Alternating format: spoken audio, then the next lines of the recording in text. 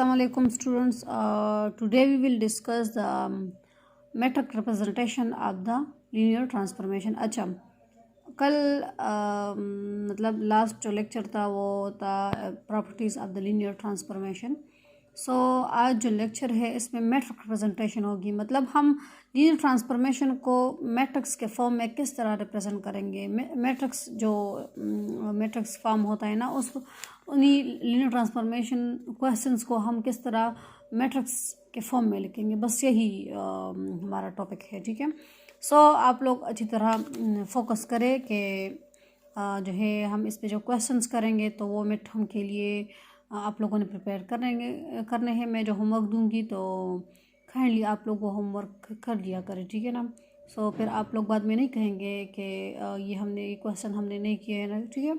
सो आज जो हमारा लेक्चर है वो है 7th ऑनलाइन लेक्चर है. ऑनलाइन लेक्चर है.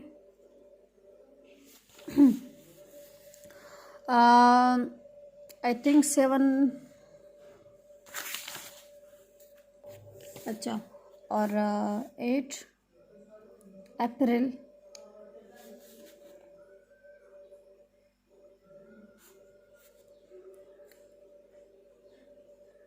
2021. ठीक है. अच्छा जी. और अब जो है हमारा जो टॉपिक है और डे जो है वो है थर्सडे. जो हमारा टॉपिक है वो है मैट्रिक्स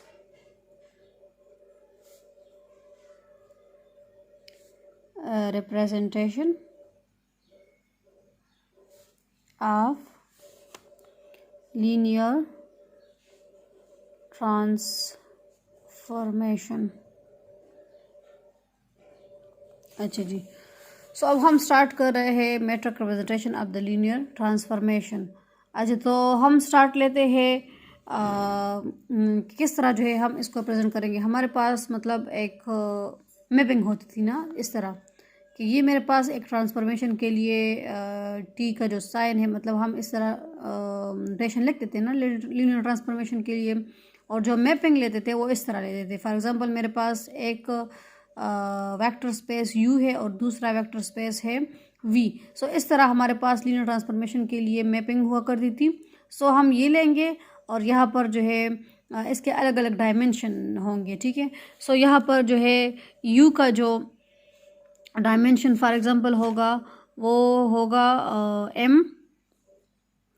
यहाँ पर मतलब अब हम इसको जो है लीनियर ट्रांसफॉर्मेशन को मैट्रिक्स रिप्रेजेंटेशन के फॉर्म में लिखने जा रहे हैं. सो इसलिए इनके डायमेंशंस भी होंगे और इस तरह इनके बेसिस भी होंगे. और अब वो फिर बेसिस डिपेंड करेंगे कि ये यूजुअल बेसिस है या गिवन बेसिस होंगे. ठीक. अगर गिवन बेसिस होंगे तो फिर मतलब वो बेसिस जो उन लोगों ने क्वेश्चन में दिए होंगे तो फिर हम उन्हीं को यूज़ करेंगे. अगर नहीं दिए होंगे तो फिर आप लोगों ने क्या करना है, यूजुअल बेसिस को यूज़ करना है. तो अभी मैं आपको बताती हूँ कि किस तरह जो है यूजुअल बेसिस किस तरह होंगे, गिवन बेसिस किस तरह होंगे, इन पे अलग अलग क्वेश्चन किस तरह होंगे. ठीक है. सो अब जो है यू का जो डायमेंशन होगा, पहले हम जो है जनरली मतलब इसको मैट्रिक रिप्रेजेंटेशन करेंगे ना, और इसके बाद जो है हम इस पे क्वेश्चंस करेंगे. अच्छा, यू विद डायमेंशन m और यहाँ पर जो v होगा v विद डायमेंशन n.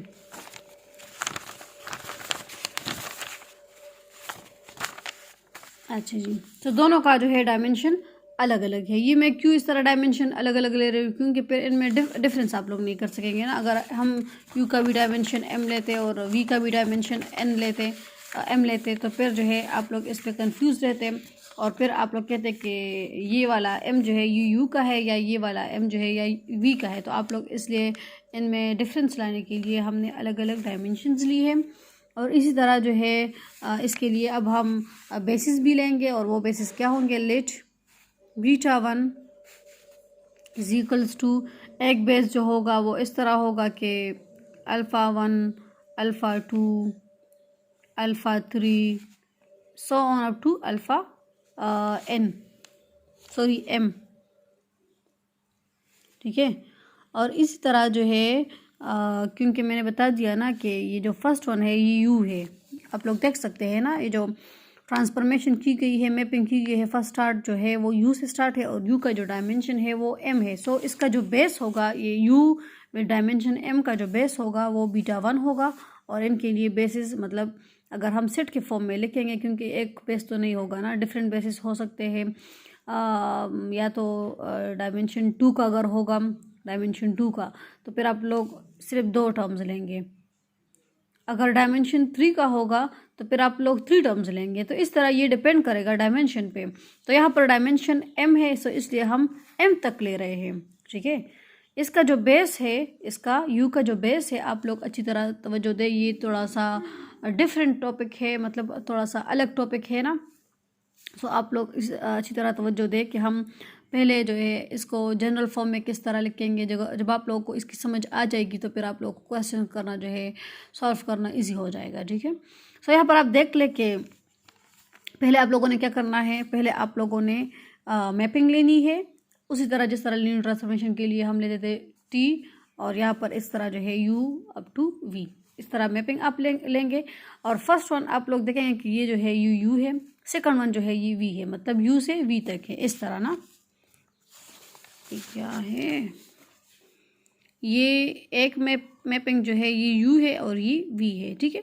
सो यहाँ पर आप लोगों ने इस तरह जो मैपिंग लेनी है, ये u इसके लिए मतलब यहाँ पर α1 α2 इस तरह and so on up to αm होंगे। यहाँ पर β1 β2 अप टू βn होंगे, ठीक है। क्योंकि यहाँ पर हमने डायमेंशन जो ली है u के लिए वो m ली है, ठीक है। वो डिपेंड करेंगे। फिर अगर हम क्वेश्चन की तरफ जाएंगे तो आप लोग क्या करेंगे, जब आप लोग को बेसिस गिवन होंगे या यूजुअल बेसिस होंगे, अगर बेसिस गिवन नहीं होंगे तो फिर आप लोग यूजुअल बेसिस लेंगे। तो फिर वो डायमेंशन पर डिपेंड करेंगे कि डायमेंशन अगर 2 हो तो फिर आप लोग उन्हीं बेसिस को 2 टर्म्स तक लेंगे, इस तरह, ठीक है। और अगर बेसिस अगर डायमेंशन 3 हो तो फिर आप लोग उन्हीं बेसिस को जो है 3 टर्म्स तक लेंगे। तो वो डिपेंड करता है फिर, ठीक है। सो यहाँ पर जो है यू के लिए डायमेंशंस m है। और इसी तरह अगर हम दूसरा बेस लेते हैं β2, ठीक है,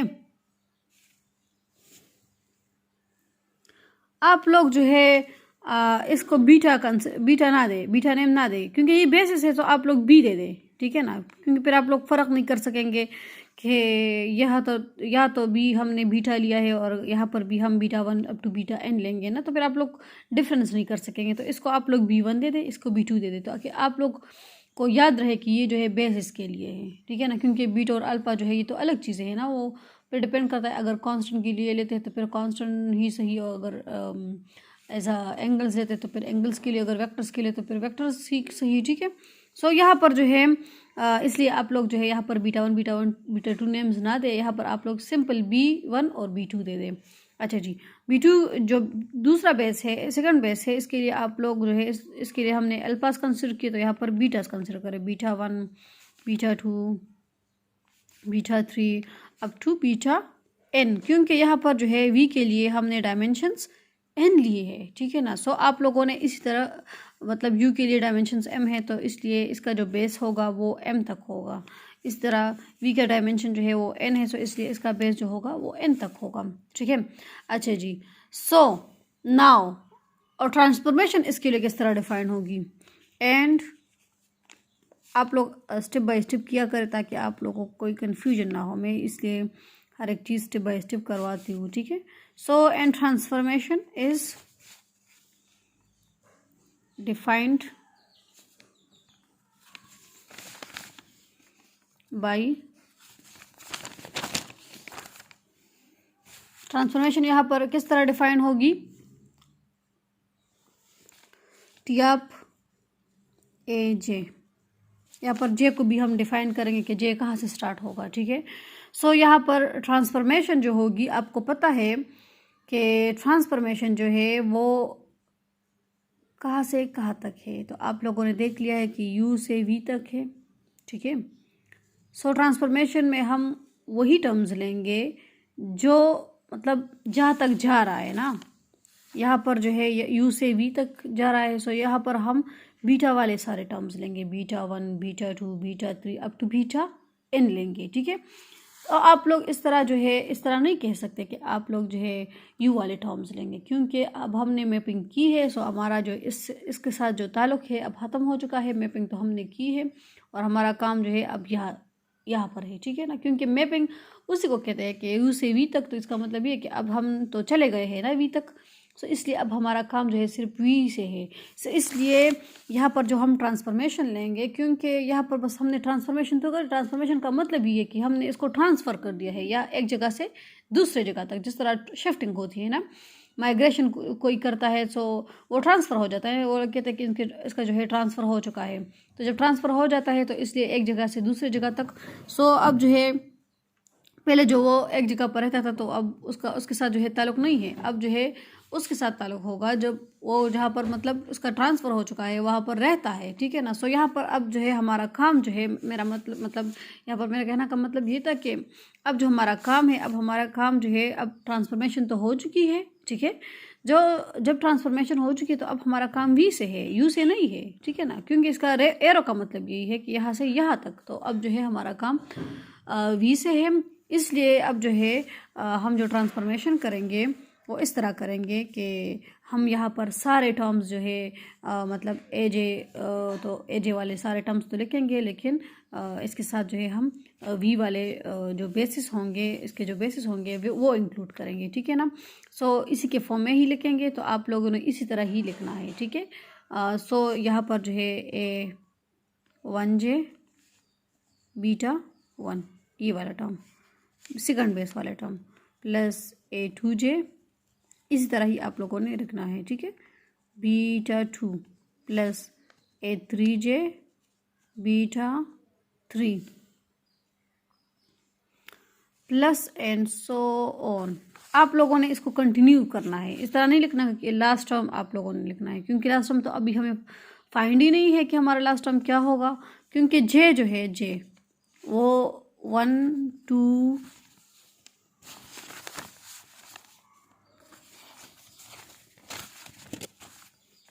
1 2 3, ठीक है, एंड सो ऑन हमें अब पता नहीं है। इस पेज को क्या हुआ है, अच्छा जी। सो अब हमारा जो काम है वो अब यहाँ पर बेस 2 के साथ होगा और यहाँ पर जो है 1 2 3 एंड सो ऑन, ठीक है ना।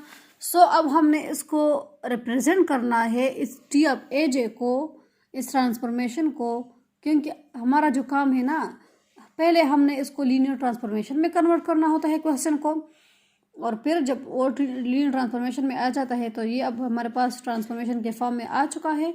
सो अब हम इसको कन्वर्ट करेंगे मैट्रिक रिप्रेजेंटेशन के फॉर्म में, ठीक है ना। क्योंकि हमारा जो टॉपिक है वो ये है कि matrix representation of linear transformation. तो लीनियर ट्रांसफॉर्मेशन तो हो गई, अब हमने इसी लीनियर ट्रांसफॉर्मेशन को मैट्रिक्स के फॉर्म में रिप्रेजेंट करना है, ठीक है। सो ये सेकंड स्टेप तो रहता है, अब हमने इसको रिप्रेजेंट करना है। दिन T of A J written as column vector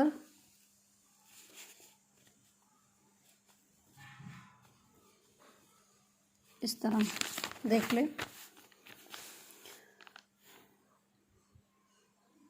कि इसमें जो मतलब आप लोगों ने क्या करना है कि आप लोग जे को वैल्यूज देते जाए ना, कि फर्स्ट A1 जे था, ठीक है। सो जब जे को मैंने 1 दे दिया तो यहाँ पर A1 1 बन गया, ठीक है।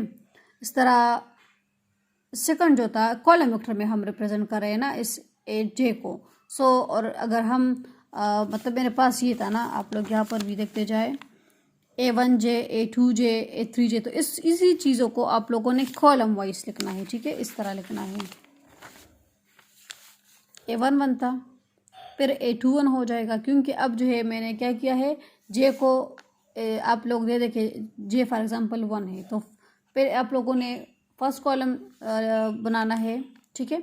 मतलब A2 1 A3 1 so on up to AM1, क्योंकि J = 1 मतलब स्टार्ट है ना, तो अब हमें पता नहीं कहाँ तक है। सो आप लोगों ने क्या करना है, M1 तक चले गए हैं। अब हम आते हैं J=2 के लिए, करते हैं J=2 के लिए। तो यहाँ तक, यहाँ पर तो आपको पता है कि A1 था ना, ऑलरेडी से 1 था।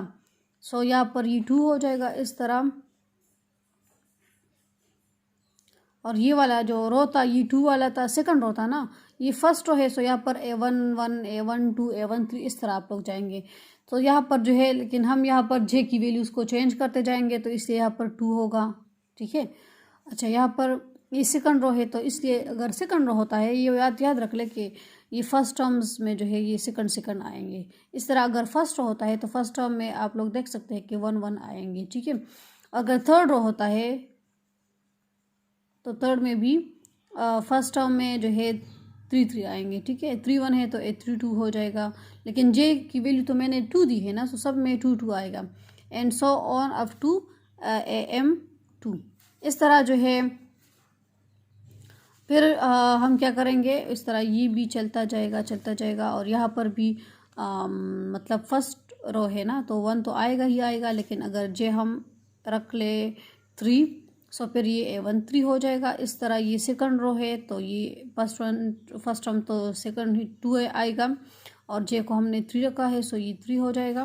इस तरह थर्ड रो को जो है ये 3 दे दे, तो ये, तो जे को हमने 3 रखा है, तो आप लोग जो है इस तरह वैल्यूज़ देते जाएं, और आखिर में जो है हमारे पास इस तरह आप लोग चलते रहिए, तो ये AM3 हो जाएगा। और इस तरह जो है इस तरह चलते रहिए, ये इसको भी चलते रहिए, और यहाँ पर भी चलते रहिए, ठीक है। यहाँ पर तो यहाँ पर जो है ये फर्स्ट 1 रो जो है, मतलब फर्स्ट 1 टर्म्स में A11 आता रहा है। सो यहाँ पर 1 क्योंकि फर्स्ट रो है, सो फर्स्ट रो में तो ऑलरेडी से फिर आप लोग फर्स्ट टर्म को 1 ही रखेंगे। और यहाँ पर देख सकते हैं कि जे को हमने पहले 1 रखा था, फिर 2 रखा था, फिर 3 रखा था। अब जो है लास्ट में जो है हम इसको 1n रखेंगे ना, क्योंकि n टर्म तक हम जा रहे हैं ना। और इस तरह जो है सेकंड रो के लिए जो है फर्स्ट टर्म को आप लोग 2 रखते हैं, इस तरह A21 A22 A23, क्योंकि जे जो है चेंज होता रहा है ना, लेकिन सेकंड रो है तो सेकंड रो के लिए फर्स्ट टर्म आप लोगों ने 2 ही रखना है।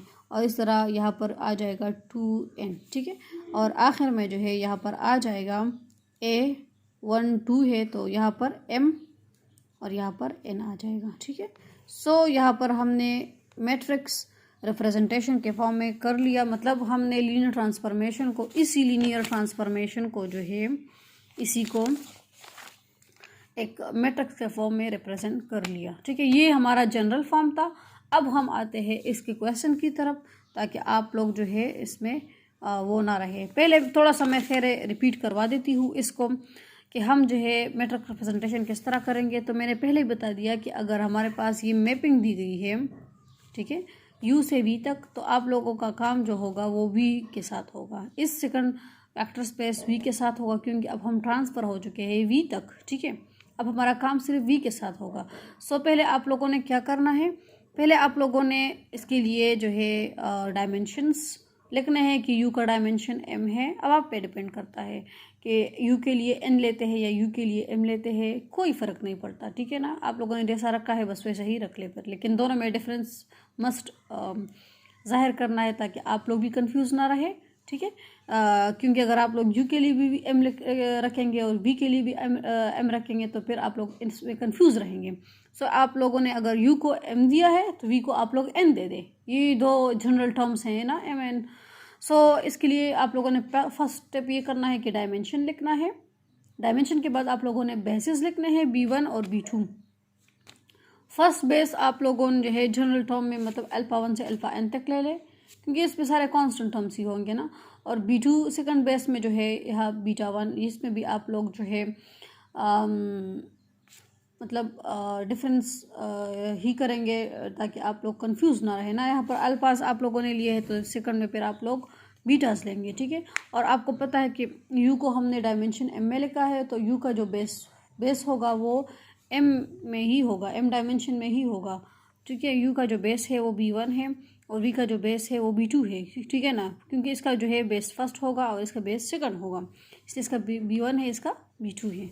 सो इसके भी जो हमने बीटा मतलब बेस 2 का जो हमने डायमेंशंस ली है वो n तक ली है ना, बीटा n, ठीक है। सो यहाँ पर जो है इनके डायमेंशंस भी हो गए, इनके बेसिस भी हो गए, ठीक है। उनके बस ये 2 स्टेप्स आप लोगों ने मस्ट याद रखना। पहले आप लोगों ने मैपिंग लेनी है, ठीक है। फिर जो है इस तरह क्वेश्चन में भी होगा, हम जब क्वेश्चन करेंगे तो इसी के साथ ही कंपेयर करके करेंगे ताकि आप लोगों को कन्फ्यूजन मतलब बिल्कुल कन्फ्यूजन ना हो ना। सो पहले आप लोगों ने ट्रांसफॉर्मेशन लिखनी है मैपिंग के फॉर्म में, और इस तरह सेकंड स्टेप जो आप लोगों ने करना है डायमेंशंस लिखने हैं। थर्ड स्टेप जो करना है आप लोगों ने बेसिस बनानी है। बेसिस जब बनाएंगे तो इसके बाद आप लोगों ने इसको सिंपल लीनियर ट्रांसफॉर्मेशन के फॉर्म में लिखना है। And transformation is defined by this कि टी आप एज है मतलब जो कॉन्स्टेंट जो टर्म्स आपको दिए होंगे, जो क्वेश्चन आपको दिया होगा, ठीक है। सो आप लोगों ने उस तरह ही लिखना है। यहाँ पर तो मुझे कोई क्वेश्चन गिवन नहीं है, सो यहाँ पर हम जनरल ले रहे हैं तो इससे मैंने ए जे ही लिख लिया। और फिर जे को भी डिफाइन करेंगे कि जे जो है 1 2 3 एंड सो ऑन, इस तरह जो है आप लोग कंसिडर कर सकते हैं। सो आप लोगों ने क्या करना है, ट्रांसफॉर्मेशन मस्ट जो है आप लोगों ने बेस 2 के फॉर्म में ही रिप्रेजेंट करना है, ये बात आप लोगों ने याद रखना है। सो यहाँ पर हमने अल्फा 1 अल्फा 2 अल्फा m तक के बजाय जो है हमने बीटा 1 से बीटा n तक कंसिडर की है, ठीक है। सो यहाँ पर आप देख सकते हैं कि A1J A2J A3J and so on आप लोगों ने इस तरह। सो अब जो है आप लोगों ने क्या करने हैं, जे को आप लोग अब डिफरेंट वैल्यूज़ देंगे कि 1 2 3, और फिर जो है आप लोगों को तो वैसे भी पता है कि अगर हम इसको मैट्रिक रिप्रेजेंटेशन में करते हैं तो आपको पता है कि फर्स्ट टर्म तो मस्ट रो का ही होगा ना। तो फर्स्ट रो में जो है इसको अब हम कॉलम वाइज लिख रहे हैं ना, T A J written as column vector ना। तो जब कॉलम वेक्टर में लिख रहे हैं तो आपको पता है कि 1 1 था, A1J था ना, A2J है A3J है। सो इस तरह जो है A1 1 A1J A2J A3J, इस तरह आप लोग A1J A2J A3J A1J A2J A3J। तो इसी लीनियर ट्रांसफॉर्मेशन को हमने कॉलम वेक्टर के फॉर्म में लिख लिया, कॉलम वेक्टर के फॉर्म में लिख लिया, ठीक है। कॉलम वेक्टर के फॉर्म में किस तरह लिख लिया कि मतलब इसी को आप लोग ले लें A1J, इस तरह थोड़ा सा मैं खैर आप लोगों को जो है समझाने के लिए लिखती हूँ कि A1J है A2J है A3J है, so on up to A, अब डिपेंड करता है ना, MN लिख ले, कुछ भी लिख लेना, MJ लिख ले, कोई फ़र्क नहीं पड़ता, ठीक है। सो अब आप लोग क्या करेंगे, अब आप लोग रो वाइज ही लिखेंगे, ठीक है, क्योंकि ये तो बस कॉलम वेक्टर के फॉर्म में हमने लिख लिया। अब हम जे को डिफरेंट वैल्यूज़ देते जाएंगे। अगर जे हमारा 1 हो तो तब हमारा क्या होगा, ठीक है। सो अगर जे हमारा 1 हो तो अब हमारा A1 1 A2 1 A3 1 इस तरह हो जाएगा। अगर जे हमारा 2 हो तो सेकंड स्टेप पर होगा, अगर जे हमारा 2 हो तो फिर A1 2 A2 3 A2 2 A3, मतलब ये वाले टर्म्स होंगे ना। आप लोग यहाँ पर देख ले, थोड़ा सा खैर है मैं रिपीट करवा देती हूँ क्योंकि क्या पता आप लोग कंफ्यूज हो इसमें। A1J है ना, सो जे अगर 1 हो तो फिर ये A1 1 हो जाएगा, ऑलरेडी से A2J है तो A2 1 हो जाएगा, A3 1 हो जाएगा and so on up to A, यहाँ पर MJ है, सो यहाँ पर AM और जे क्या है 1 है, ठीक है। इस तरह आप लोग जो है चलते रहिए।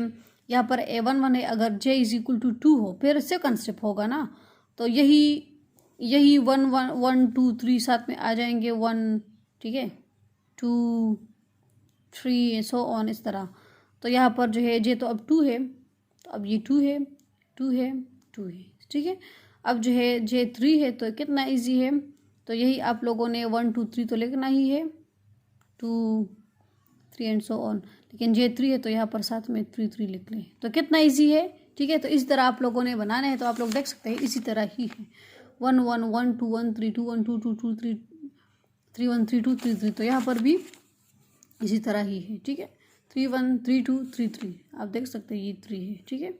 सो और इस तरह जो है अगर जनरल टर्म में फिर लिखते हैं तो यहाँ पर मैंने लिखवाया है कि A1N है तो A2N है तो AMN हो जाएगा। तो यह यहाँ पर M1N AM1 था, AM2 AM3 है, ठीक है। देख सकते हैं यहाँ पर तो मैंने J लिखा है लेकिन ये AM1 है, ये फिर AM2 हो जाएगा क्योंकि सेकंड कॉलम के लिए यहाँ पर AM3 हो जाएगा, और यहाँ पर आप लोग जो है फिर मतलब रोज़ को भी नेम देते जाए ना, क्योंकि कॉलम को तो हमने MM दिया है, तो अब रोज़ को भी हम N देंगे ना, ताकि डिफरेंस रहे। सो AN3 इस तरह,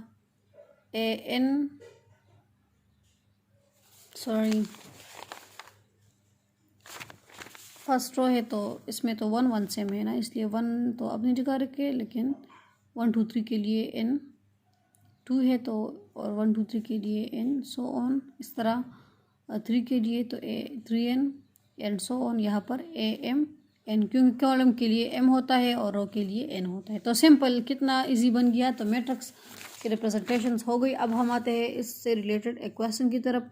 लेकिन क्वेश्चन दो किस्म के होंगे, एक जो होगा गिवन बेसिस के लिए होगा, एक जो होगा यूजुअल बेसिस के लिए। क्वेश्चन जो है 2 टाइप्स के होंगे। आप लोग पहले से लिख ले अपने साथ, क्योंकि फिर आप लोग वैसे ना हो कि आप लोग जो है इसमें डिफरेंस ना करके बस कोई सा भी मेथड अपना ले, बस उसी से ही कर ले, ठीक है। तो आप लोगों ने क्वेश्चन 2 टाइप्स के मतलब 2 टाइप्स के करने होते हैं। एक जो होगा फॉर गिवन बेसिस होगा, और एक जो होगा फॉर यूजुअल बेसिस। तो फर्स्ट वन हम यूजुअल बेसिस के लिए ही करेंगे। अच्छा, यूजुअल बेसिस थोड़ा सा मैं खैर बता देती हूँ कि यूजुअल बेसिस क्या हो गए। वो डिपेंड करते हैं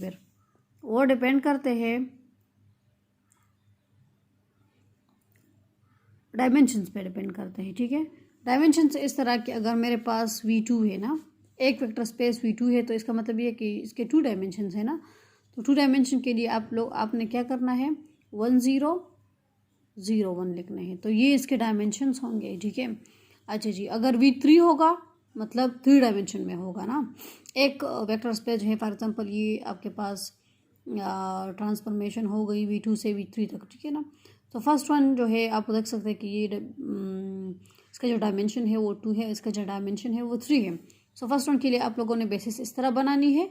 और अगर बेसिस गिवन ना हो, यूजुअल की बात करते हैं ना हम, और V3 का मतलब ये है कि अब जो है इसके डायमेंशंस क्या है, 3 है। सो अब हम क्या करेंगे, 1 0 0 मतलब 3 टर्म्स लिखने हैं ना, 0 1 0 0 0 1, जिस तरह आइडेंटिटी एलिमेंट्स देते ना, ये आइडेंटिटी आप लोग मैट्रिक्स में इस तरह लिखते हैं ना, 1 0 0 1।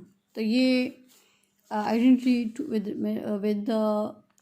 मतलब 2 क्रॉस 2 है ना, रो भी 2 है और कॉलम भी 2 है। अगर 3 क्रॉस 3 की बात की जाए तो 1 0 0 0 1 0 0 0 1, ठीक है।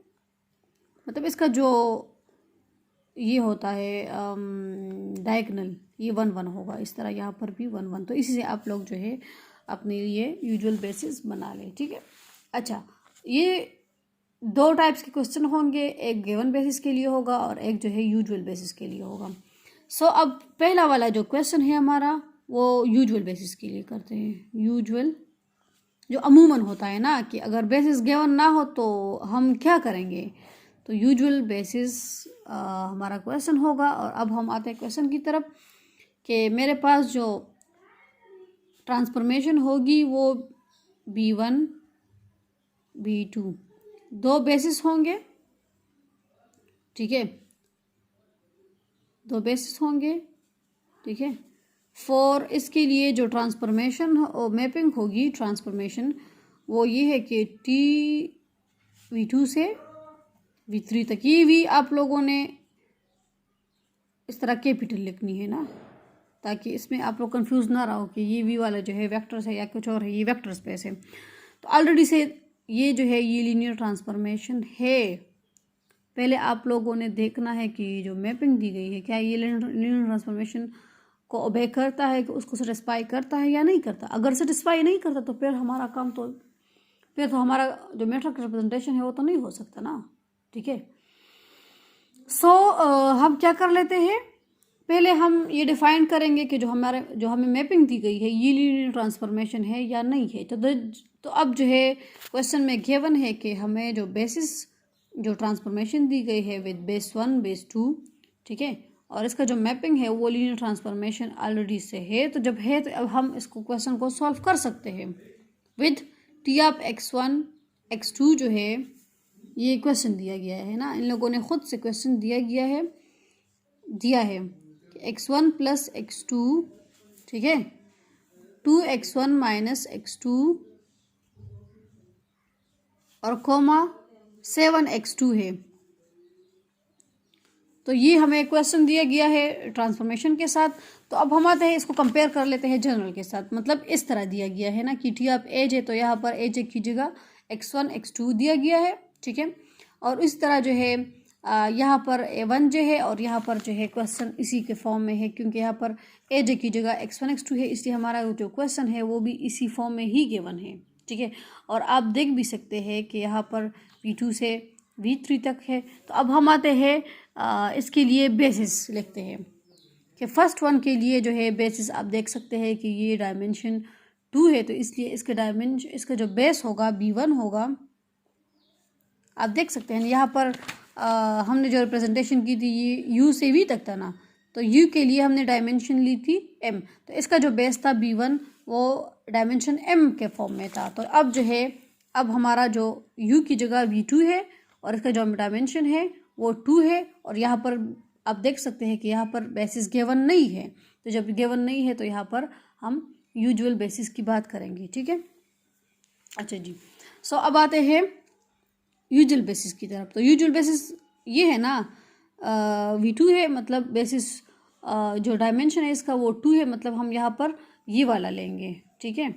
सो यहाँ पर इसका जो बेस होगा वो 1 0 0 1 होगा, ठीक है। अच्छा जी, और इसकी जी जो हम बेस बनाएंगे तो वो b2 होगा और वो यहाँ पर डायमेंशन 3 है, तो इसके लिए फिर ये वाला कंसिडर करेंगे 1 0 0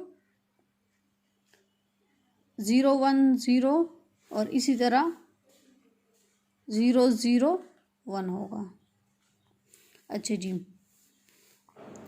अब जो है अब आप देख सकते हैं कि ये तो हमने लिख लिया। अब हम मतलब ये काम भी हो गया, ये वाला काम भी हो गया कि डायमेंशन इसका क्या था, ये वाला काम भी हो गया इसका डायमेंशन क्या था, इसके बेसिस भी हमने लिख लिया। अब हमने इसी ट्रांसफॉर्मेशन जो हमें क्वेश्चन दिया गया है, यहाँ पर तो क्वेश्चन नहीं था ना, मैंने बताया था कि यहाँ पर क्वेश्चन इसलिए नहीं क्योंकि ये जनरल हम देते हैं ना। सो यहाँ पर जो है अब हम इसी को इस फॉर्म में लिखेंगे, टी ऑफ एज is equal to a1 j b1 a2 j b2 a3 j b3। तो इसका मतलब ये है कि हम यहाँ पर बेस 2 का ही के ही एलिमेंट्स के फॉर्म में लिखेंगे, ठीक है ना। सो आप लोगों ने यहाँ पर ध्यान देना है कि पहले आप लोगों ने क्या करना है, आप लोगों ने असल में b1 के अकॉर्डेंस b2 के फॉर्म में ही लिखना है, ठीक है। b1 के अकॉर्डेंस b2 के फॉर्म में ही लिखना है, ठीक है ना। मतलब b1 को आप कंसिडर करेंगे या तो 2 बेसिस हैं, ठीक है, बेसिस 2 है। तो आप लोगों ने क्या करना है, पहले आप लोगों ने ट्रांसफॉर्मेशन लेनी है इस चीज़ के लिए 1 0 को, असल में आप लोगों ने b1 के अकॉर्डेंस b2 को के फॉर्म में लिखना है, ठीक है। मतलब आप लोगों ने b1 को कंसिडर करना है, b1 से एक बेस को उठाना है और इसी को जो है इसी के फॉर्म में लिखना है।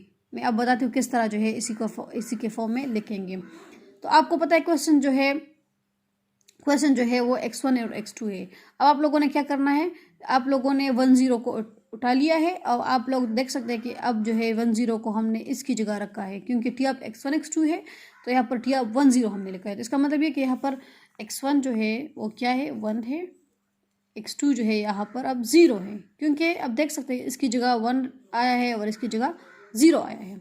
सो अब हम इसको बस सिंपल जो है x1 की जगह अब 1 लिखेंगे, तो यहाँ पर 1 प्लस x2 यहाँ पर क्या है, 0 है, ठीक है।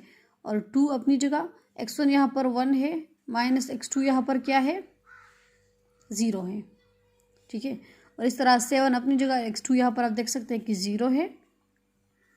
इसी के अकॉर्डेंस b1 के अकॉर्डेंस आप लोगों ने b2 के फॉर्म में ही आंसर लाना है। सो यहाँ पर ये 1 आ जाएगा, 2 1 is 2 माइनस 0 से 2 और 7 0 से 0। तो आप देख सकते हैं कि 3 टर्म्स के फॉर्म में आ चुका है, मतलब बेस 2 के फॉर्म में आ चुका है। अब हमने क्या करना है, अब हम b1 के दूसरे टर्म को कंसिडर करेंगे 0 1 को, और इसी को भी जो है इसी को फॉर्म में ही लिखना है, ठीक है। कितना ईजी है आप देख सकते हैं। सो 1 2 0 एक तो आ गया 1 0 के लिए। अब जो है 0 1 के लिए कर रहे हैं, तो 0 1 अब जो है अब हमारा ये x1 है और ये x2 है। जिस तरह ये x1 था और ये x2 था, अब हमने इसी तरह ही यहाँ पर लिखना है कि यहाँ पर x1 अब 0 है तो 0 आप लोग पुट करें, प्लस x2 यहाँ पर क्या है 1 है। अच्छा 2 x1 यहाँ पर क्या है 0 है, माइनस x2 यहाँ पर क्या है 1 है, और यहाँ पर 7 अपनी जगह 1 अपनी जगह, मतलब 7 अपनी जगह और x2 यहाँ पर अब 1 है। तो इससे आंसर आ जाएगा 1 2 0 इज 0 माइनस 1 और यहाँ पर 7। ठीक है, आप लोगों ने देख लिया कि मेरे पास दोनों जो है V2 के फॉर्म में आ चुके हैं, मतलब दोनों जो है 3 टर्म्स के फॉर्म में आ चुके हैं। और अब हम सिंपल जो है ये तो हमारा ट्रांसफॉर्मेशन हो गया, और अब हम जो है इसको मतलब किस तरह जो है इसी जनरल टर्म के फॉर्म में रिप्रेजेंट करेंगे। आप देख सकते हैं ना, अब हमने इसी टर्म में बनाना है, इसी टर्म में। ठीक है ना, मतलब पहले आप लोगों ने जो टी आप 10 कर लिया, इसी को इसी फॉर्म में लिखना है। फिर आप लोगों ने टी आप 01 के लिए जो कर लिया, इसी को भी इसी फॉर्म में लिखेंगे। इसके बाद जो है हम इसको रिप्रेजेंट कर लेंगे। ठीक है, तो आप लोग इसमें फ़र्क देख सकते हैं कि थोड़ा थोड़ा है आप लोग जो है इसमें फ़र्क देखेंगे कि जनरल और इसमें जो है थोड़ा सा फ़र्क ये है कि उसमें जो है हमने कंबाइनली बस टी आप जे के लिए कर ले, क्योंकि आपको पता है कि वो तो जनरल टर्म था ना, तो जे मतलब जे तो डिफरेंट आ रहा था ना, जब हम चेंज करते रहते थे। तो अब जो है और फिर हमारा मैट्रिक्स रिप्रेजेंटेशन जो है फिर एक मतलब अलग अलग बन जाता ना, एक कॉलम एक बनता, फिर जब हम जे को चेंज कर दे तो दूसरा कॉलम बनता, अगर जे को हम फिर से चेंज कर दे तो हमारा तीसरा कॉलम बनता। इस तरह जो है लास्ट में nth कॉलम हमारे पास बन जाता। अच्छा mth कॉलम हमारे पास बन जाता है, nth रोज। ठीक है, अच्छा सो अब जो है अब तो हमारा क्वेश्चन के फॉर्म में हमें दिया गया है ना कि हमारे पास एक टी आप 10 है और दूसरा जो है टी आप 01 है। सो जब ये दो चीज़ें हैं B1 के फॉर्म में है और हमारा जो है B2 के अकॉर्डेंस हमने लिख लिया ना, B1 को हमने B2 के अकॉर्डेंस लिख लिया। तो अब जो है हमारे पास दो चीज़ें हैं, एक जो है टी आप 10 जो कि आ चुका है 120, और दूसरा जो है टी आप 01 जो है वो है 1 -1 7।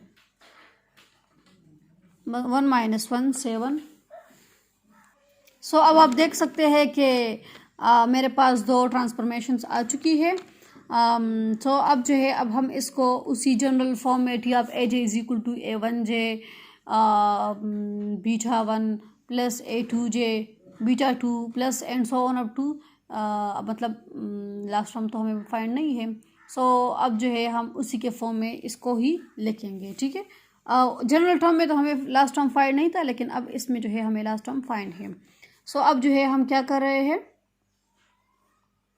अब हम टी आप 10 के लिए जो है वही मतलब ट्रांसफॉर्मेशन जो है उसी के फॉर्म में लिख रहे हैं। तो आपको पता है कि यहाँ पर जो है ये क्या है A11 है। ठीक है, और ये क्या है A21 है, और ये क्या है A31 है। मतलब आप देख सकते हैं ना, आप देख सकते हैं कि ये जो है J1 के लिए है J इज इक्वल टू जब 1 हो, और J इज इक्वल टू जब 2 हो, J इज इक्वल टू जब 2 हो फिर ये होगा। ठीक है, मतलब इससे एक कॉलम बन जाएगा और इससे एक कॉलम बन जाएगा। ठीक है, सो यहाँ पर आप देख सकते हैं कि ये A11 है, ये A21 है, ये A31 है। यहाँ पर भी आप देख सकते हैं कि ये जो है A11 है तो ये भी A12 हो जाएगा, ये A22 A12 है तो ये जो है A22 हो जाएगा, इस तरह A32 हो जाएगा, क्योंकि ये सिर्फ सेकंड टर्म जो है इसमें चेंजेस आएगी क्योंकि जे चेंज हो चुका है ना।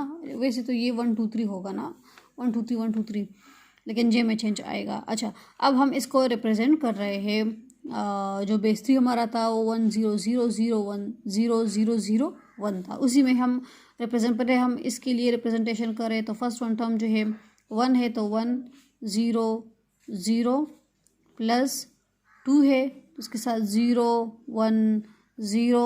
अब मैं बता देती हूँ ना कि इसके साथ हम कंपेयर करेंगे तो हमारा क्वेश्चन क्या ठीक होगा या नहीं। अच्छा 3 0 0 1, आप देख सकते हैं कि ये एज़ा A11 है, ये एज़ा A21 है और ये एज़ा 31 है। और आप देख सकते हैं ये बेस 1 में जो बीटा 1 था, ये बेस 2 में जो बीटा 1 था, बेस 2 में जो बीटा 2 था, और बेस 2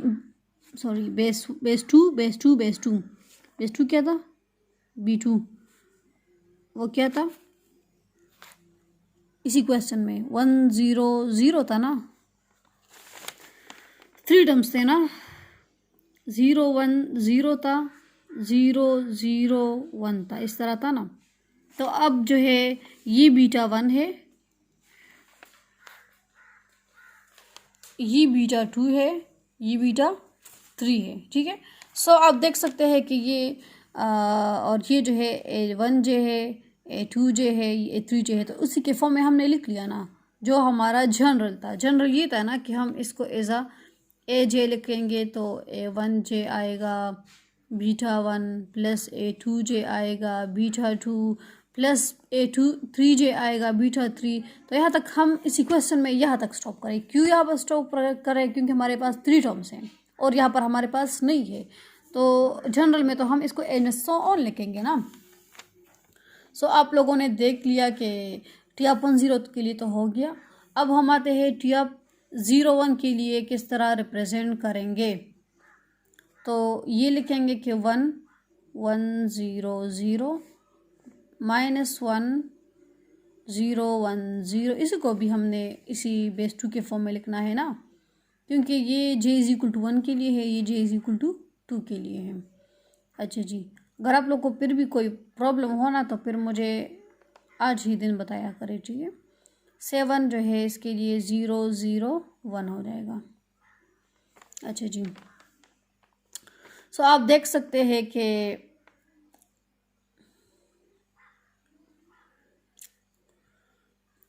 मेरे पास तो इसी फॉर्म में बन चुका है। और अब हम सिंपल इसको मैट्रिक्स रिप्रेजेंटेशन मतलब के फॉर्म में इस तरह लिखेंगे कि ये जो है A11 है, ये A21 है, ये A31 है। तो इसका मतलब है कि A1 2 3, क्योंकि 1 1 2 1 3 1।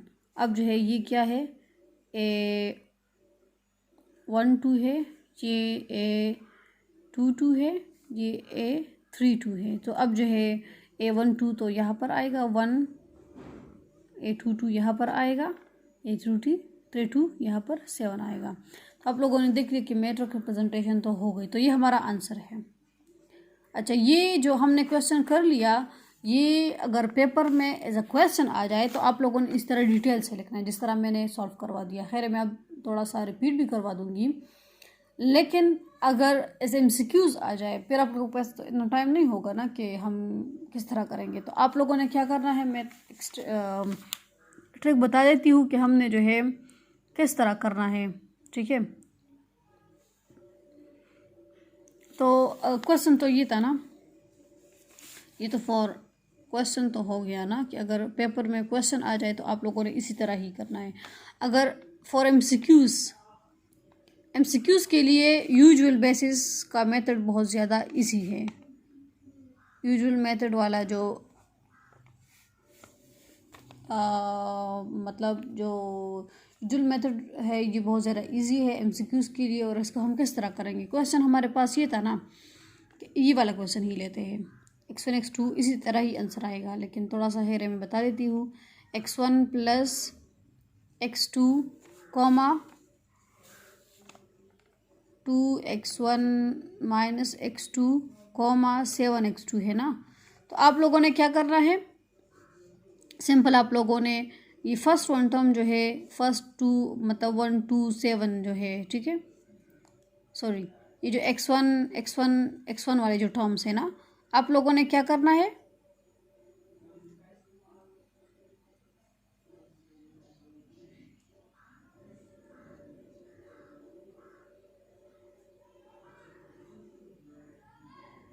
हाँ ये जो x1 वाले टर्म्स है ना, आप लोगों ने इसी को फर्स्ट कॉलम में लिखना है। सिंपल 1 x1 है ना, 1 x1 भी यहाँ पर 1 है 2 है, और यहाँ पर x1 जो टर्म है वो क्या है, वो 0 है।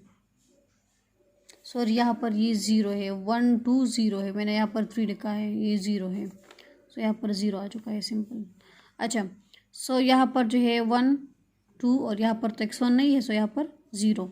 अब x2 के टर्म्स देख ले कि x2 1 है, -1 है और यहाँ पर 7 है, तो 1 -1 7, तो कितना ईजी है, दोनों का आंसर आप देख सकते हैं कि सेम है। सो अगर यूजुअल बेसिस में MCQs में आ जाए, क्योंकि मैं MCQs ला भी सकती हूँ, ठीक है, इससे तो आप लोग जो है इस तरह ही करेंगे। क्वेश्चन मतलब डिफरेंट भी गिवन हो सकते हैं ना,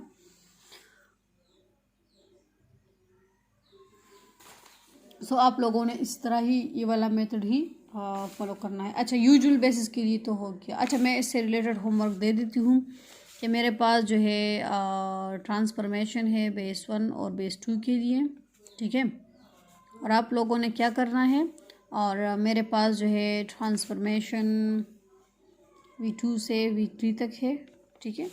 यूजुअल बेसिस के लिए आप लोगों ने होमवर्क करना है। होमवर्क ये है कि आप x1 x2 यहाँ पर 2x1 प्लस सॉरी बस, और यहाँ पर जो है x2 है, यहाँ पर जो है -x2 है। आप लोगों ने क्या करना है, इसी को जो है इसी को आप लोगों ने मैट्रिक्स रिप्रेजेंटेशन में ही लिखना है, ठीक है, मैट्रिक्स रिप्रेजेंटेशन।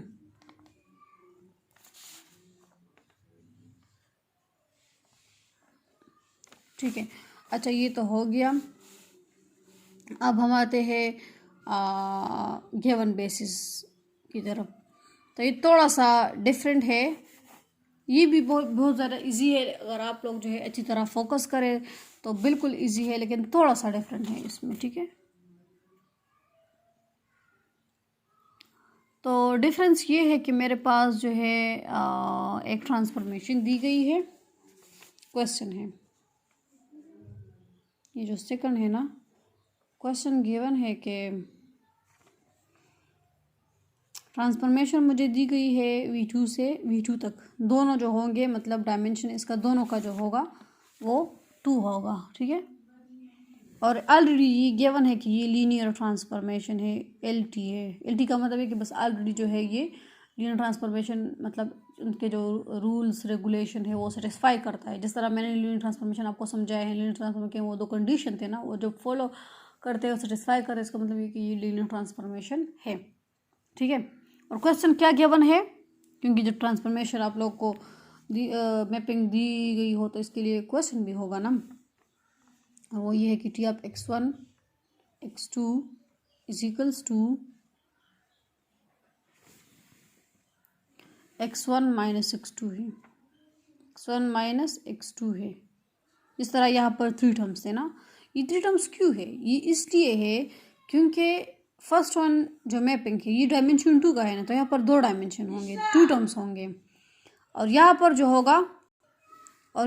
होगा V3 मतलब 3 डायमेंशन में होगा ना, तो यहाँ पर 3 टर्म्स होंगे। अब जो आप देख सकते हैं कि यहाँ पर 2 वेक्टर स्पेसेस है, दोनों का डायमेंशन 2 है, तो यहाँ पर 2 टर्म्स है, यहाँ पर भी 2 टर्म्स होंगे, तो मतलब यहाँ पर जो हमने ट्रांसफॉर्मेशन V2 पे की है, सो यहाँ पर भी 2 टर्म्स है, और यहाँ पर आंसर भी V2 में ही आया है, मतलब यहाँ पर भी 2 टर्म्स ही आए हैं। तो अब आप देख सकते हैं, पहले भी मैंने लीनियर ट्रांसफॉर्मेशन में इसका बहुत ज़्यादा जिक्र किया है कि यहाँ पर जो होगा, यहाँ पर अगर मतलब इसको ही हम देखेंगे, मैपिंग को हम देखेंगे, तो इसी से रिलेटेड ही हमारा क्वेश्चन होगा, ठीक है। तो आप लोगों ने देख लिया, ठीक है। अच्छा, अब हम आते हैं इसके, तो डायमेंशंस तो हो गए, अब हम इसके बेसिस बना रहे हैं। तो बेसिस आप देख सकते हैं कि यूजुअल बेसिस का क्वेश्चन नहीं है, गिवन बेसिस का क्वेश्चन, मतलब इन लोगों ने खुद जो है B1 भी दिया गया है। B1 हमारे पास फॉर एग्जांपल ये है, B1 हमारे पास जो है यूजुअल वाला मतलब ये है 1001, ठीक है। और B2 जो है वो हमें दिया गया है कि एक जो है मतलब 11 और 1 - 1 है, 1 - 1 है, ठीक है। सो अब आप देख सकते हैं कि हम जो है मतलब 10 और 01 के लिए अगर हम मतलब आपको पता है ना कि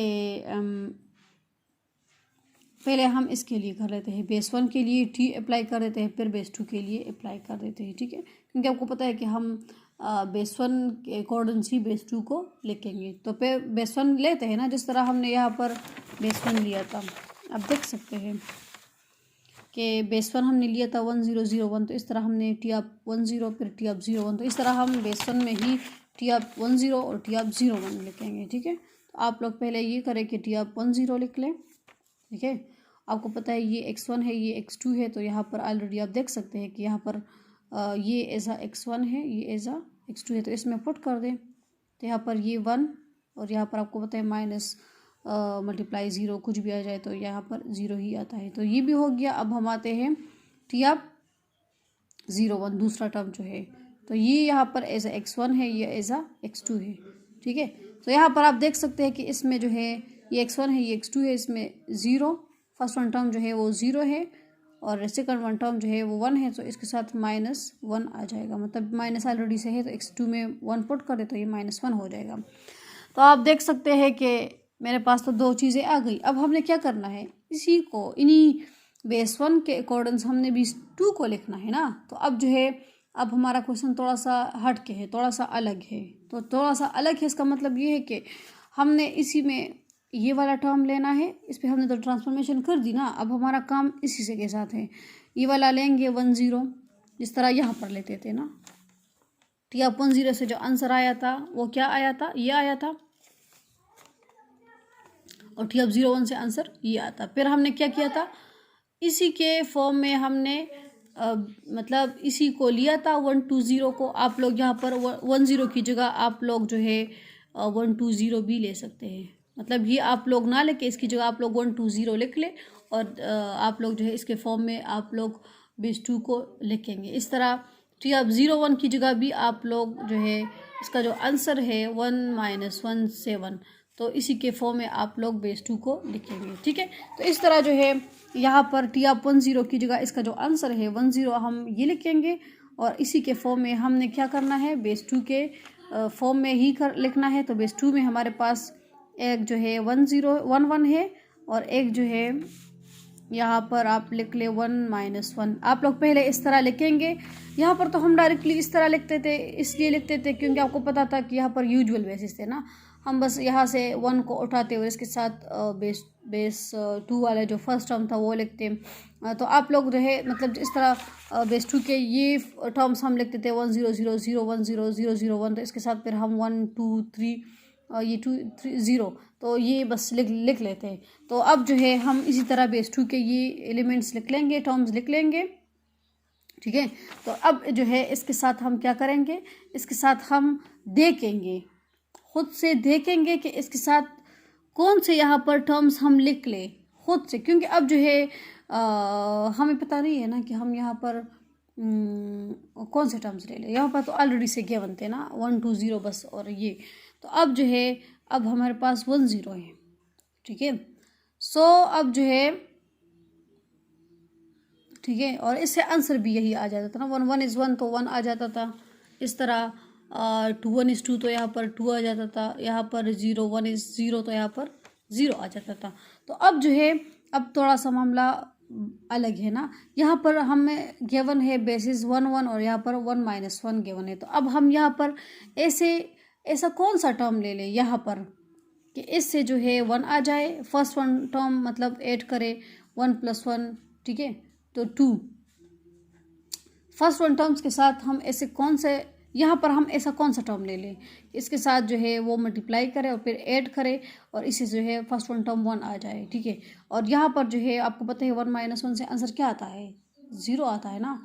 सो यहाँ पर जो है हम मतलब ये है कि यहाँ पर भी सेम टर्म लेंगे। मतलब यहाँ पर अगर हम 1/2 ले लें, 1/2 इसके साथ सूट करता है ना, और यहाँ पर भी 1/2 ले लें। तो अगर आप इसको सॉल्व करें ना 1/2 × 1 तो 1/2 कोमा, ठीक है। और फिर जो है फर्स्ट वन टर्म के साथ, क्योंकि आपको पता है कि एडिशन का रूल यही है, सम रूल यही बताता है मैथमेटिक्स में कि फर्स्ट वन टर्म के साथ ऐड करेंगे और इसी से जो आंसर आएगा ये फर्स्ट वन टर्म ही होगा ना। तो 1/2 + 1/2, तो आपको पता है कि 1/2 + 1/2 से क्या आता है 2/2 आता है ना। एलसीएम ले ले 2/2 इक्वल टू 1, तो फर्स्ट वन टर्म तो इक्वल टू 1 आ चुका है। ठीक है, अब हम फर्स्ट वन टर्म जो है, ये जो टर्म है, अब हम इसके साथ मल्टीप्लाई करें सेकंड टर्म के साथ, 1/2 आ जाएगा और यहाँ पर -1/2 आ जाएगा, तो 1/2 -1/2 से आंसर क्या आ जाएगा 0। इसका मतलब ये है कि हमारा मैंने जो टर्म लिया है, खुद से जो टर्म कंसिडर किया है, ये बिल्कुल ठीक है, इससे ये आंसर आ रहा है। ठीक है, तो जब ये आंसर आ रहा है मतलब ये है कि इसको मैंने इसके साथ मल्टीप्लाई कर लिया और इसको भी मैंने इसके साथ मल्टीप्लाई कर लिया। ठीक है, और फिर इसी दोनों को हमने ऐड कर लिया, तो इससे आंसर 1 आ गया। तो इसका मतलब ये कि ये फर्स्ट वन टर्म तो ठीक है। अब हम इसको इसके साथ मल्टीप्लाई कर रहे हैं 1/2, इसको इसके साथ मल्टीप्लाई कर रहे हैं -1/2, तो 1/2 -1/2 से आंसर क्या आता है, वो 0 आता है। तो इसका मतलब ये है कि हमने जो खुद से टर्म्स कंसिडर की है बेसिस के लिए, तो ये बिल्कुल ठीक है। अब हम क्या करेंगे, इसको इसके साथ मल्टीप्लाई करेंगे, इसको इसके साथ मल्टीप्लाई करेंगे, तो ये 1/2 आ जाएगा। ठीक है, तो अब हमारा काम जो है बिल्कुल ठीक हो चुका है, मतलब हमारा ये रिप्रेजेंटेशन मतलब इसके फॉर्म में जो हमने लिखी है ये बिल्कुल ठीक है। अब हम आते हैं 0 1 के लिए। अब हम 0 1 के लिए करेंगे ना, सॉरी, इसे तो 1 0 आया था, तो 1 0 हमने लिखा था। अब हमारा जो काम है वो 0 -1 है, हम आंसर लिखेंगे ना, हम तो ये वाला नहीं लिखेंगे, ये तो ट्रांसफॉर्मेशन हो चुकी है। अब हमने क्या करना है, अब हम यही बेसिस लेंगे 1 1 बेस 2 के, 1 -1। अब हम यहाँ पर कौन सा टर्म ले लें कि इससे जो है 0 आ जाए। ठीक है, अगर हम यहाँ पर 1/2 लेते हैं, 1/2 तो इससे तो 1 आएगा ना, तो फर्स्ट टर्म तो नहीं आएगा। अगर हम यहाँ पर -1/2 लेंगे, -1/2, और यहाँ पर 1/2 लेंगे, तो ठीक है, इससे 0 आ जाएगा। लेकिन अगर हम -1/2 यहाँ पर ही लेंगे और यहाँ पर -1/2, तो ये जो है ये +1/2 आ जाएगा, और यहाँ पर जो है फिर काम ठीक हो जाएगा। तो यहाँ पर इसलिए अगर हम -1/2 यहाँ पर लेते हैं, तो ये तो फिर +1/2 बन जाएगा ना, और यहाँ पर 1/2 लेते हैं, तो फिर तो इससे अगेन जो है 1 आ जाएगा, और यहाँ पर हमें -1 चाहिए। ठीक है ना, तो इसको भी आप लोग देखेंगे, इसलिए -1/2 यहाँ पर आना चाहिए, यहाँ पर नहीं आना चाहिए, यहाँ पर 1/2 आना चाहिए। मैंने पहले ही बता दिया कि अगर हम यहाँ पर 1/2 लेते हैं और यहाँ पर -1/2 लेते हैं, फिर क्या होगा, फिर -1/2 -1 जो है फिर ये +1/2 बन जाएगा, और यहाँ पर जो है +1/2 अगर यहाँ पर होता मतलब, तो पर +1/2 और +1/2 से 1 आ जाता, और हमारे पास यहाँ पर तो मुझे -1 चाहिए। ठीक है ना, सो हमारा ये रिप्रेजेंटेशन ठीक है, क्योंकि आपको पता है कि -1/2, ठीक है, और फिर +1/2, तो आपको पता है ये कैंसिल हो जाएंगे, तो इससे आंसर 0 आ जाएगा। तो फर्स्ट वन टर्म तो ठीक है।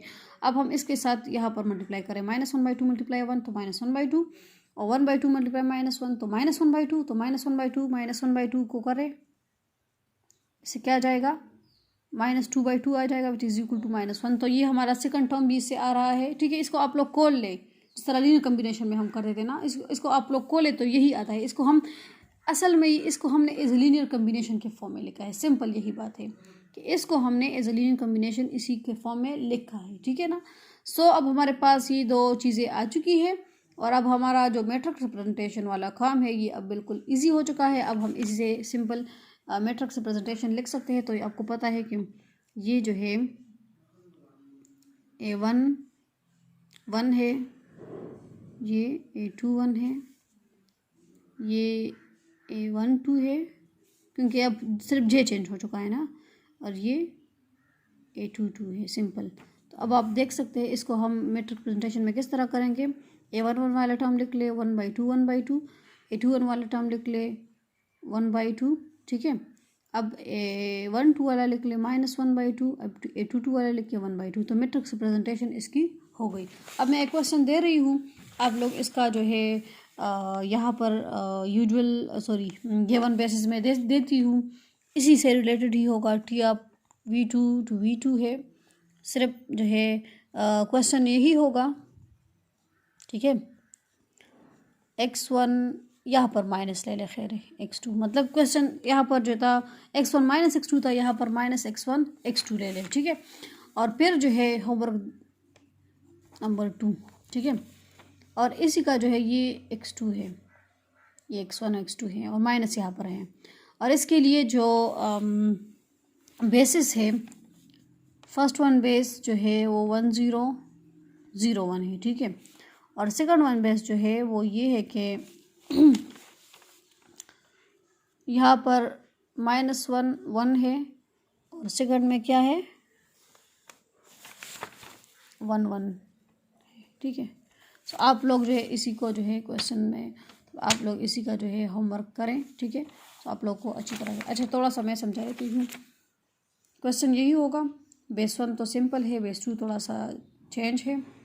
आप लोगों ने क्या उसी तरह मेथड जो है अप्लाई करना है कि बेस 1 को के अकॉर्डिंग हमने बेस 2 को बनाना है, ठीक है, के फॉर्म में लिखना है। हमने बेस 1 को लिया है, इसे फर्स्ट 1 टर्म लिया, इस पर ट्रांसफॉर्मेशन किए तो ऐसे आंसर 1 0 आया है। मतलब क्वेश्चन में हमने पुटिंग किए तो 1 0, फिर 0 1 इस पर अप्लाई किया तो यहाँ पर आंसर 0 -1 आया है। अब हमने इन्हीं दो ट्रांसफॉर्मेशन जो बेस 1 में जो ट्रांसफॉर्मेशन आई है इसी के अकॉर्डिंग से यहाँ पर B2 को लिखना है ना। सो यहाँ पर 1 0 लेंगे, इससे जो आंसर आए हैं ना ट्रांसफॉर्मेशन से वो लेंगे और इसके अकॉर्डिंग हमने B2 को लिखना है। तो B2 के जो टर्म्स है हमारे पास 1 1 और 1 -1 है। फिर हम इसको लिखेंगे तो इसके साथ ऐसा हम कौन सा टर्म ले ले खुद से, क्योंकि यह तो ऑलरेडी से गिवन तो बस हम डायरेक्ट लिख लेते थे, तो यहाँ पर गिवन तो नहीं होंगे ना। तो हम ऐसे टर्म्स खुद ढूंढेंगे कि इससे जो है आंसर 1 0 आ जाए। तो यहाँ पर मैंने जो ढूंढ दिया है वो 1/2 है फर्स्ट 1 टर्म। तो 1/2 1 के साथ मल्टीप्लाई करें और फिर 1/2 इस 1 के साथ मल्टीप्लाई करें ना। ये डिफरेंट भी हो सकता है, जिस तरह यहाँ पर डिफरेंट है ना, यहाँ पर -1/2 है, यहाँ पर +1/2 है। तो इसको ऐड करें तो इससे 1 आता है, तो इसके पास 1 टर्म तो 1 ठीक है बिल्कुल। और इसको यहाँ पर मल्टीप्लाई करें, इसको यहाँ पर मल्टीप्लाई कर तो 1/2 -1/2 ख़त्म, सेकंड टर्म ऐड या सब्ट्रैक्ट हो गया ना, तो इससे 0, तो ये भी बिल्कुल ठीक है। अच्छा यहाँ पर देख लें कि ये जो है 0 -1 है और तो इसका भी बेस 2 वाले टर्म्स लिख ले 1 1 1 -1। इसके साथ ऐसा कौन से टर्म्स ले ले कि इससे जो है ये आंसर बिल्कुल ठीक आ जाए। सो पहले मैंने इस तरह कर लिया कि -1/2 को यहाँ पर रख ला के क्वेश्चन गलत आ रहा था, फिर मैंने -1/2 को यहाँ पर रख लिया और 1/2 को यहाँ पर रखा। इसको इसके साथ मल्टीप्लाई करें फर्स्ट 1 टर्म के साथ, फिर इसको फर्स्ट 1 के टर्म के साथ मल्टीप्लाई करो, ऐड करें तो आंसर 0 आ जाएगा, तो ये तो ठीक है। इसको फिर इसके साथ मल्टीप्लाई करें -1/2, इसके साथ मल्टीप्लाई करें -1/2, तो दोनों को हमने एलसीएम इसका ले लिया -2/2, तो इज इक्वल टू -1 आ चुका है। और फिर जो है इसी को आपको पता है कि A1 1 है, ये A2 1 है, ये A1 2 है, ये A2 2 है, क्योंकि ये for j is equal to 1 है, ये for j is equal to 2 है। तो इसका हमने मैट्रिक्स से प्रेजेंटेशन कर दिया। तो अब आप लोग को मैंने होमवर्क दिया है, आप लोग इसी होमवर्क को कर ले। अल्लाह हाफिज़।